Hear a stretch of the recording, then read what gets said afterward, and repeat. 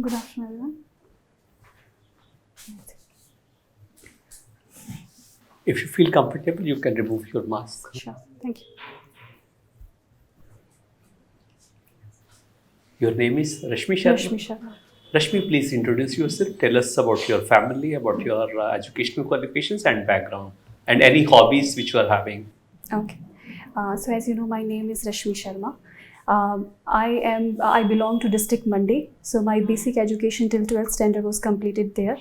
After that, I did my engineering from Institute of Engineering and Emerging Technologies, Baddi, and I completed that in 2017. After that, I joined IT industry and I worked there for almost 12 years till 2020. So after that, I was preparing for the services and I took that sabbatical for the family care actually. What are your hobbies? My hobbies is watching old Hindi movies. Which Hindi movie you have recently watched? Though I have watched many movies, but recently I'm trying to watch actually one movie, Wahida Rahman and Sunil Dutt. The name of the movie is Ek Phool Char Kaante, but I'm still not able to complete it because of my son, because I have a 5-year-old son actually. Have you watched the Guide? Guide, I mean. Yes. Guide Yes. film. Yes. Sir. It's based on the... Novel. Which novel? I do not remember the name of the novel, but it was in 1965 and this movie was directed and produced by Devanand. And it was made in 2 versions. One was English version and another was Hindi version. So the English version, I think the ending was different for the foreign audience and it was differently made for Indian audience in Hindi version. I told you the name of that book, it was The Guide written by R.K. Narayan. Sorry. Guide film is based on a novel. The name of that novel is The Guide, Okay. and it's written by R.K. Narayan. Oh, thank you, sir. Okay. Why do you want to join this civil services? Sir, actually, after completing few years in my services in my industry, I had a choice to go for either for higher education or to take some foreign assignment or to switch my company. But at that time, I was having discussion with my husband, who is currently working with the state government in the electricity department. So I thought that from career perspective as well as from the familial point of view, that it would be good if I try also in the government services somewhere in my state. So that's why I started preparing for the services, and this will be my last attempt this time. So you're staying in Zirpur for the last so many years. Yes. And where is your husband posted? So my husband, initially he was posted in Baddi, Nalagarh, and after that currently he's actually he's currently on deputation in BBMB Chandigarh. Okay. So who motivated you after leaving 10 years of service with Infosys and then shift over to this administrative civil services? Who motivated you the most? Who is your role model? Who is your hero? Sir, I think there were multiple reasons for that. So the major motivation came from my husband. When he was working in Nalagarh region, so they used to, there were a lot of problems because it was a big industrial area. So they had to face many issues. They have less manpower and there were rising demands for the electricity. So he used to tell me that how they used to manage those things without any support. So I was slowly motivated. Slowly I got encouraged to also work in this sector. There were so many challenges and still they were working really hard to make it work. And plus, I think my younger brother, he was the one. I discussed with him that what could be done. So he suggested that I should go for these services because this might also help me to have a good career in the civil services. Every candidate who is preparing for these exams, he says that he wants to serve the society. Right. What do you think? Only the civil servants can serve the society or others can also? I mean, while remaining with the Infosys, what do you think? I think, sir, there are many ways to serve society. Even when I was working with Infosys and my initial company, UST Global, we were associated with the NGOs. And the NGOs were working for the underprivileged children. And we were also working with the healthcare industry to if there is any emergency, any patient needs some kind of monetary help. So we used to provide that. So these are the things which are indirectly available when you are not working in public services. It's your choice if you want to become part of that. But I think public service, it comes associated with that itself. Means even while you are doing your job, it is actually for the well-being of the people. So it is a plus advantage with these services. What is corruption? Corruption, so corruption can be understood in something which is which benefits someone. It could be monetary, or it could be in some kind of benefits you are getting from someone, but that does not come within your services. So that is something which is unacceptable and not part of your job. So that can be understood as corruption. And it could be at high level, it could be at lower level. So in higher level, we can see like big corruption cases which came out during the CAG corruption or 2G spectrum case. And the lower and the small level corruption can be seen in the day-to-day offices when some kind of bribery is given to someone for for speeding up your work or your applications. It is said that corruption is most predominant among bureaucracy. What is your take on that? You talked about, 2G spectrum and coal scam also. But what about bureaucracy? So I think it's not about even bureaucracy. Every job, every aspect of our life is actually somewhat corrupted with many things. So yes, there are cases, instances where we heard that there's a lot of corruption in the bureaucracy. But there are, I think, good examples also set by the bureaucrats, because our country is largely run by bureaucrats with the help of our politicians. So the main policies which are implemented, they are implemented with the help of bureaucracy. So it would not be correct that it is hampering the growth of the country. But yes, there are loopholes which can be filled with good planning. If you are selected and given a position, in the higher echelons of society, okay, as far as administration is concerned, and you find someone corrupt, then what will you do? To curb this menace, what will you do? Sir, so first of all, I would say like who is the one who is involved in the corruption. If it's my senior, or then I have to take some different approach, because in my seniors I cannot directly say to someone that you are corrupt. Or so you will close your eyes and see whatever is happening. It's okay. Not as exactly. An officer, if your senior is doing corruption, and you will simply close your eyes and see whatever is happening. Okay, it doesn't affect me. Is it okay? No. Is this the right approach? No, I don't think so, sir. Yes. As far as your seniors are concerned, you are silent. What about your juniors? Not exactly, sir. First of all, it is also very important to know like what is the source of information which is saying that this person is corrupt, because we cannot give attention to the rumors. That would be because alleging someone is corrupt is it's very kind of defaming someone without proof. So in case of my seniors, I would try to talk to my my boss or someone and try to think out of the things like what can be done, because I cannot blame directly a person. And in case it's my junior, I will again try to take some reliable information about their work and how they are working and why these allegations are coming from, who is saying that. So a proper investigation can be done in that case. And if he is found to be guilty, then definitely there would be a process like how we can punish that person. Okay, you know that your senior is a corrupt person. He is, one of the senior most politician. He's at his back, and politician has said, "Okay, do whatever you want to." Okay.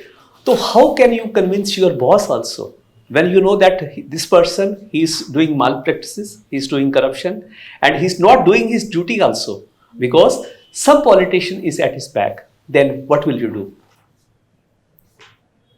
So I think in that case, if someone is my boss and he is or she is doing he is involved in the corrupt practices, then the first thing I could do is I can work according to what is in my scope of area. Like because I am under him or her, then I'll be doing my duty, because he or she might not be able to do all the things by himself, because they can give orders, but those orders needs to be followed by the juniors like me or my subordinate staff. So I will see whatever there is in the rule book, I'll be working according to the rules only. So I'll definitely not follow them. And other things is that whatever could I can done, like if there is any other boss above him or someone else to whom I can talk to, then I think I will try to do that. But I think I cannot go against my boss directly. Okay, now come to the point. Your boss is the most corrupt officer. Okay. You are working under him or with him, and he pressurizes you. Okay, you do whatever I am conveying it to you. Then in that scenario, what will you do?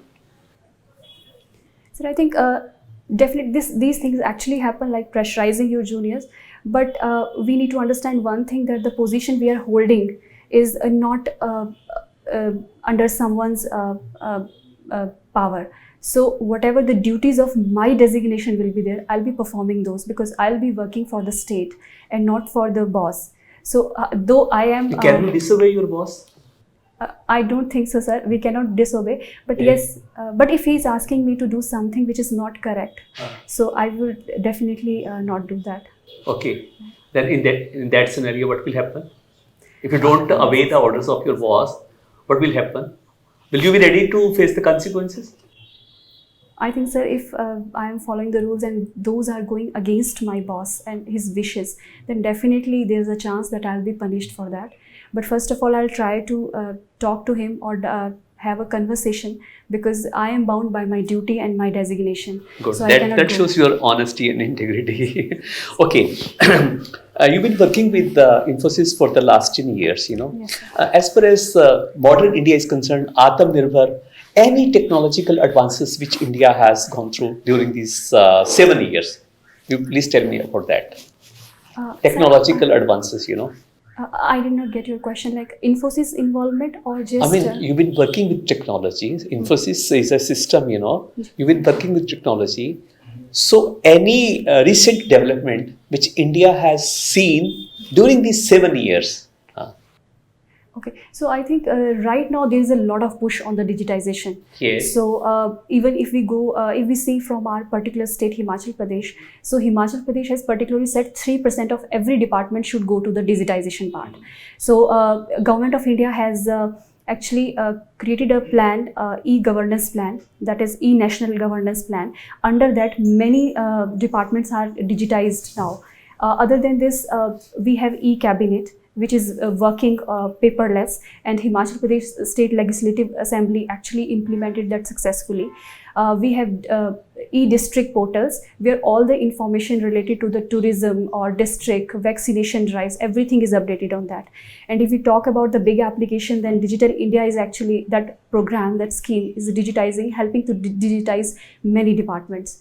So these are the functions which are being performed to actually digitize these applications for the good governance.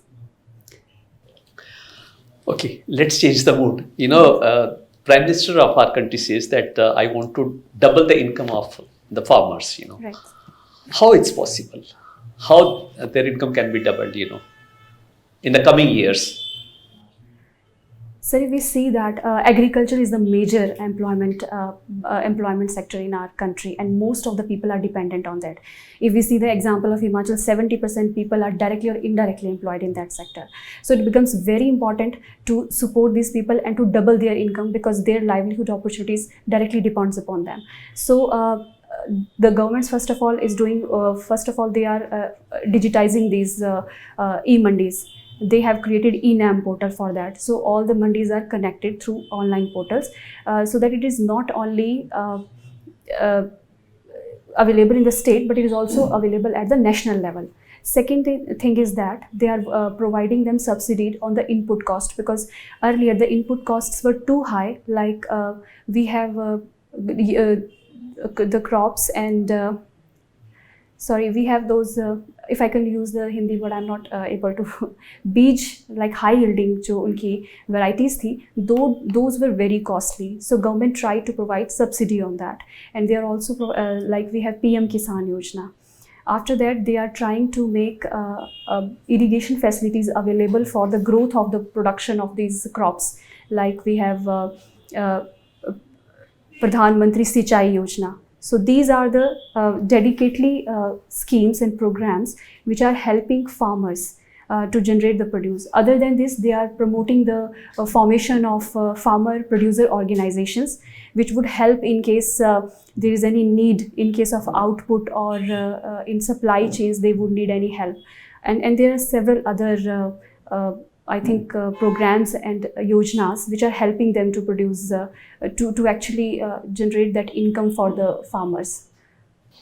Rashmi, for every answer you have quoted your state Himachal, it's okay. Yes, But I am a bit disturbed as far as the Vidarbha region is concerned. You know, so many farmers are committing suicides, not only in Vidarbha region, even in Punjab also. So many farmers are, there is a, farmer distress. Right. People are suffering. Why are they committing suicides, On the one hand, you have mentioned so many good things, Right. You have given the example of Himachal also. Right. But why these farmers are committing suicides in Vidarbha region and in Punjab, certain areas of Punjab? So we can see these from the different angles actually. If we see the Vidarbha region, so these are the regions where, first of all, India has a lot of population of the people who are marginalized farmers. So they do not have much land available for the production of the crops. So the families are larger and these lands are getting divided day by day because of the familial divisions.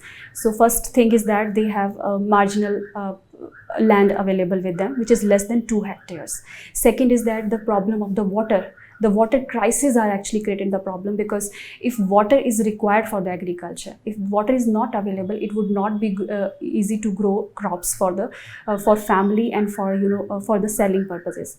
Other than this, in the Punjab we see there is a debt trap also, because this could be understood in the green revolution which happened in 1960-70s. So most of the poor farmers, they invested so much on the high yielding crops and fertilizers that they were under the huge burden of debt. So that caused them sometimes, because of the failure of the crops, that caused those were actually debt ridden. Those farmers were debt ridden and they would not be able to pay those debts. So that caused a huge burden on the incoming generations also.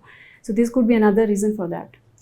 You gave the example of water scarcity in Vidarbha regions, Right. But in Punjab, because of this wheat rice crop pattern, Right. the water table is going down. Right, sir. Okay, so diversification of crops is needed.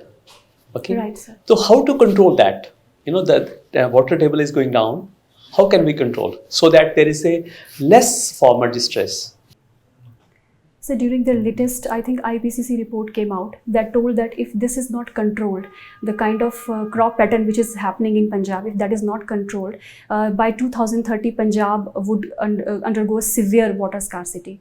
So the government can take some steps like MSPs. Right now it is providing huge tax benefits to the growth of, I think, wheat and rice. So that can give MSP on some crops which are not so water intensive. And so that for example, I think these India's traditional crops like wheat, like barley, and we have hard crops. Then cash crops also. Cash crops can be, but those are costlier to produce. So in case if we need to provide some subsidy for that, so that they can produce, but for that we need technology also. So the technology can be taken from the countries like Israel, which is 80% of the water they use is grey water. So we do not waste the groundwater. Right now there is a lot of scarcity of water in Punjab and drinking water is not available. So waste waters can be used for agriculture. Agriculture being the largest consumer of water, fresh water. So these 2 or 3 things can be done, which can discourage farmers of Punjab to actually grow these water intensive crops. I have seen in my state, whenever there is a, for example, I take the example of potatoes, Sometimes the rate of potatoes is 20 rupees per kg and it comes down to 1 rupee per kg. So in that scenario, no farmer is able to sell his produce. He's not ready to sell his produce at the rate of rupee 1. Then what does he do? He throws it on the roads. Right, sir.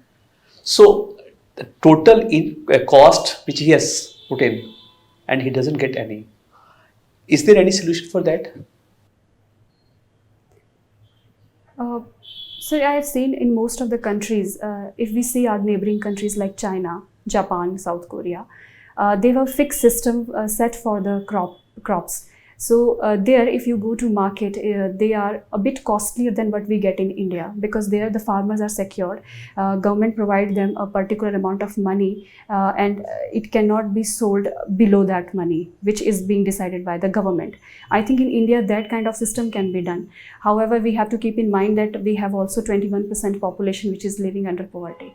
So some kind of like we have our systems in which some kind of subsidy could be provided to the poor, and plus the rich can be can be left out from those subsidies, so that those people do not get that. Who are But if you are forcing someone to buy a good Right, right. at a higher price than the market price, Right, sir. isn't that against the democratic principle? Sir, I think democracy would be then not good. Then it is being partiality to the poor also, because poor also bear the burden of the indirect taxes, because regressive taxes are creating a lot of problem for them. If we go to market and we buy a pen, then the pen would cost us at the same price to us as well as to the poor. So in that case, I think it goes against the principle of democracy for the poor person also. So I think in economy we have to decide, we should have some standards, and because if we see Amartya sayings that it is very important to build the competence of a country, and a poor man we need to spend more on the social security to make a welfare state. So in that case, we might need to provide some extra benefits to the poor, and it might not sound good for the rich, but at least we do not have many resources in India. So at one place we might have to draw a line for that. Okay, fair. So regarding this IT technology, so give me any 3 positives which can this IT technology bring in governance. Okay. First of all, it helps in reducing the corruption. Corruption means if we have all the systems online, then But we have already all the systems online. Yes, sir. Still corruption is going on in India. Yeah, so there are different forms of the corruption which are definitely happening, but I think the digitization helps to reduce that. If we can take the case of suppose creation of the voter ID cards.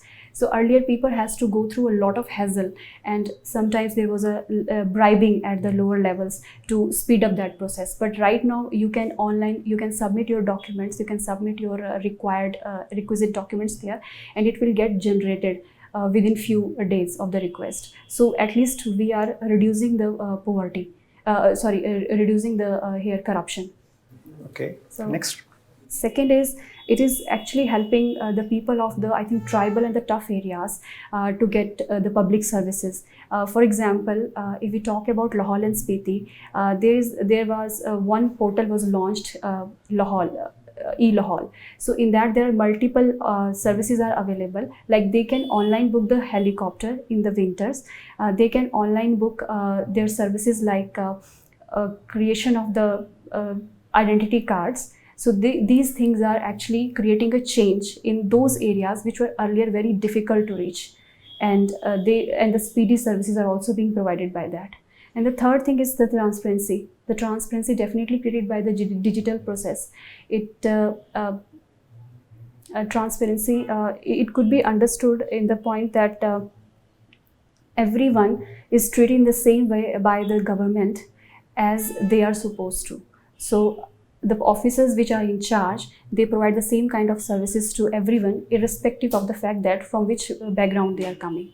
So these 3 major benefits are there. Okay. Are you aware about the term 4th Industrial Revolution? Yes, sir. Tell us about that. So 4th Industrial Revolution is now related to the information technology and basically the knowledge economy. Is that only about information technology? I think it is information technology and the knowledge, because knowledge would encompass several other factors also, like academy and all. What about nanotechnology? What about biotechnology? What about genetic engineering? What about Internet of Things? Artificial intelligence? Okay, sir. I think we can say that the information technology the Internet of the Things, like by these things comes under this one, but I'm not sure. Sorry. Okay. So, do you think artificial intelligence should be promoted? Do we have any ethical angle in that? Definitely, sir. Artificial intelligence is something which India is currently promoting at a world stage.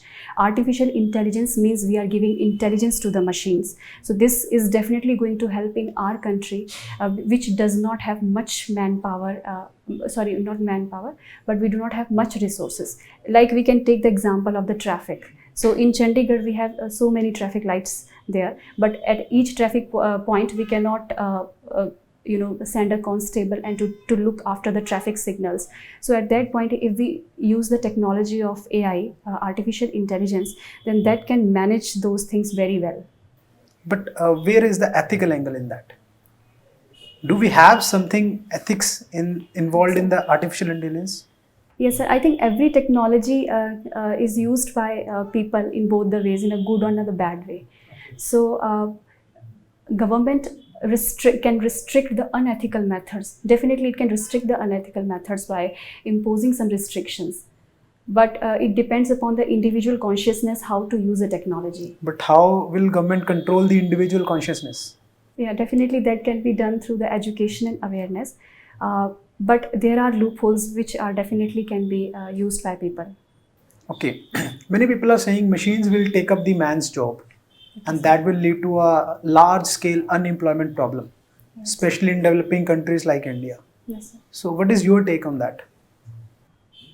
Yes, sir. When artificial intelligence and other technologies like Internet of Things and mostly information technology came and automation, so there was a fear that it will take the jobs of lakhs of the people.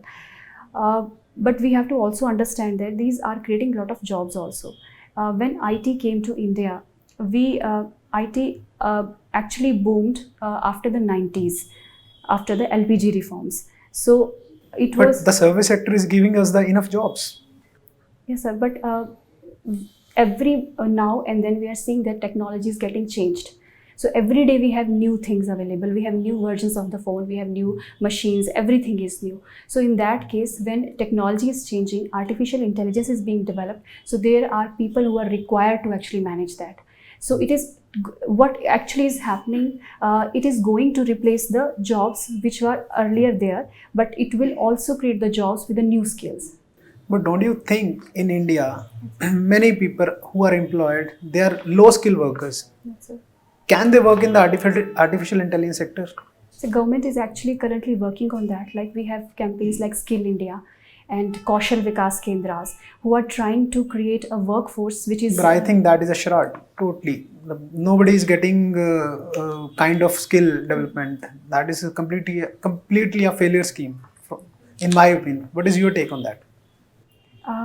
Sir, I think every scheme had positive and negative effects.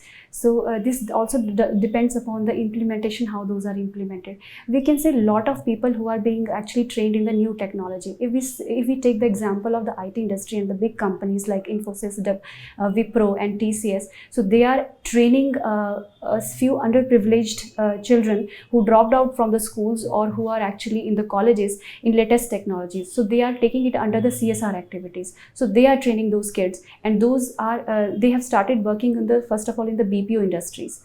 So gradually they will be moved to the IT industry with the relevant skills. So I think a collaborative effort by the government as well as with the private sector could help create a new jobs and solve the problem of unemployment which is being created by, I think, the fear which is being created by that new technology. Okay, you have worked with two NGOs, I guess. Right, sir. What is the problem with NGOs, this NGO sector in India? So the NGO sectors, I think the biggest problem is that it is run by the volunteers. So volunteers are mostly not professionals who know exactly how we can run. But NGOs itself means if you want to work as a volunteer, like you have worked as a volunteer only. Right, sir. I think actually the lack of the knowledge that sometimes create the smooth function, that creates problem for the smooth functioning of some task. And other thing, they can be trained, but they do not have much funds to do that.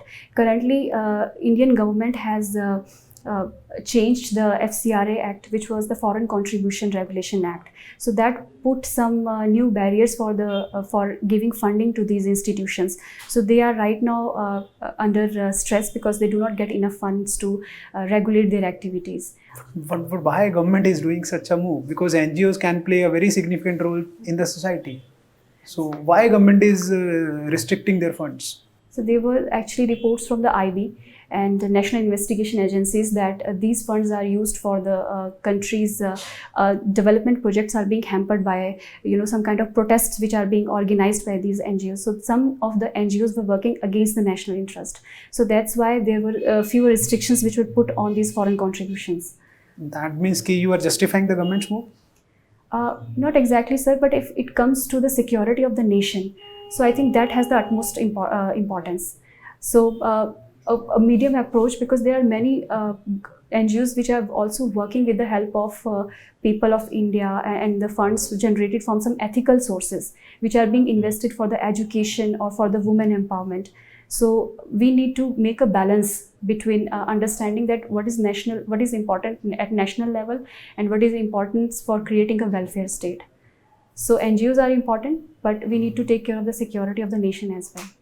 Okay. Do you think India has surpassed this problem of women empowerment now? Women empowerment, basically what I understood from this term is that when woman is able to take the decisions in her life, she is able to make her choices. So this is currently undergoing. I think this is a process which will be going in a long way. So we cannot say that we have achieved that goal, but it's still in progress. Tell me something about Mandi. As we know, Mandi is well known as Choti Kashi. Right. Why it is called Choti Kashi?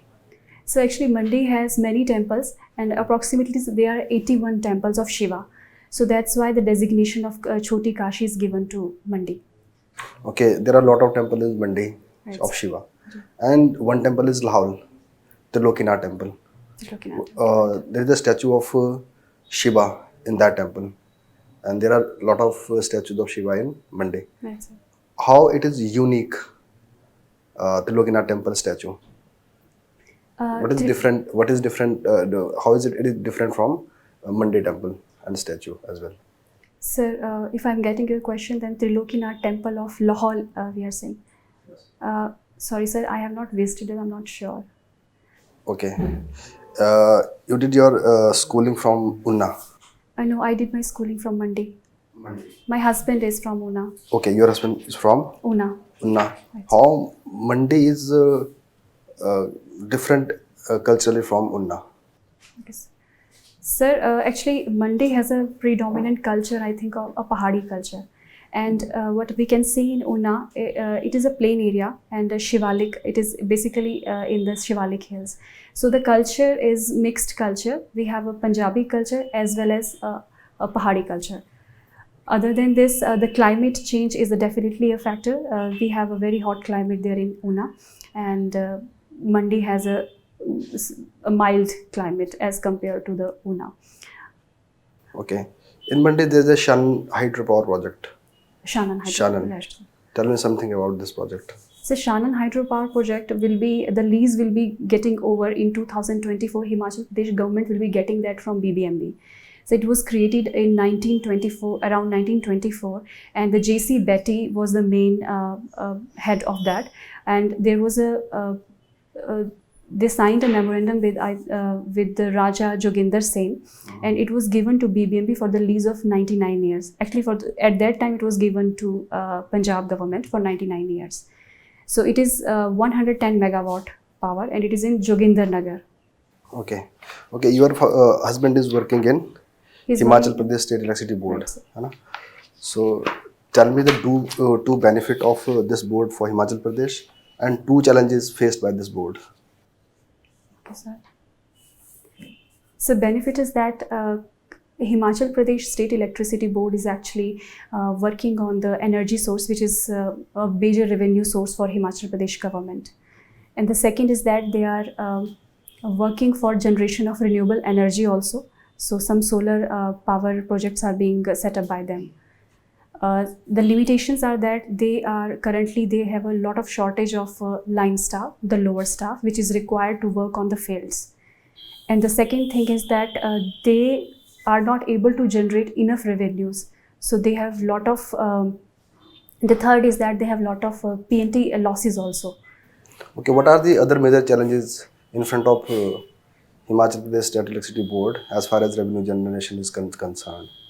So the major problem which is being faced by them is related to the dams. The heavy siltation is causing the reduction of the power. So earlier, whatever the capacity was, it is being reduced because of the siltation, heavy siltation, which is brought by the rivers. Other than this, I think this is something that's all from. Okay. So as we know that Himachal Pradesh is a hilly area, you know, there are a lot of tourist potential in our state. Right. You know? So there is a one area is called ecotourism. Right. You know? So tell me the potential and challenges of ecotourism. So as we know that Himachal Pradesh is geographically, it is a very unstable, we can say that. The Himalayas are still in a formation stage, young stage, and that is, there are a lot of natural calamities which we face every year. So we need some kind of approach which is required because tourism is the major source of revenue for Himachal Pradesh. Currently, it is giving 8% of the total revenue. So we need to make some plans which are sustainable for our local environment also. So ecotourism is something which can help to create livelihood for the local people as well as revenue source for the state, and the other people, the tourists which are coming from outside, also get a good environment and a good and they also feel that they are getting a good deal while they are coming to the state. So ecotourism, but the challenges with ecotourism is that it is very difficult to implement these policies without any check and balances. Check and balance. Right. Okay. At the same time, we are promoting rural tourism as well. Right, sir. Now, how it is going to impact our culture, Right. state culture, in rural areas particularly, when there is the influx of tourists from outside. Right. So it can be understood in positive and negative both ways. Because when our Chief Minister introduced new scheme Nai Rahi Nai Manzile, so they actually opened the doors for some unexplored areas which were not earlier visited by the people. First thing is that the livelihood security will be there to the people. Second is that they might not migrate to the other areas because of their livelihood needs. But the problem is that the culture might get impacted due to the tourist influx. There might be dilution of the local values, and they might get attracted towards alcoholism or drugs, or to making easy money through some illicit trade and like that. Okay, what do you know about 118 section of Land Reform and Tenancy Act of Himachal Pradesh? Right. So 118 section was actually introduced by government of Himachal Pradesh to save its local culture because the local culture and the tourist actually tribal culture. Only culture? It's a tribal culture, and I think yes, I think tribal culture it was trying to save because it wanted to protect the lands and the poor people from because at that time there was a fear that the people, the rich people might bought some land in the rural areas and they might exploit the poor. So they introduced a section 118 which actually protects the people from selling their land to some outside people. Even the people from Himachal of the higher regions cannot buy land in the tribal areas. So it's a kind of protection which is provided to the tribal people. Thank you, sir.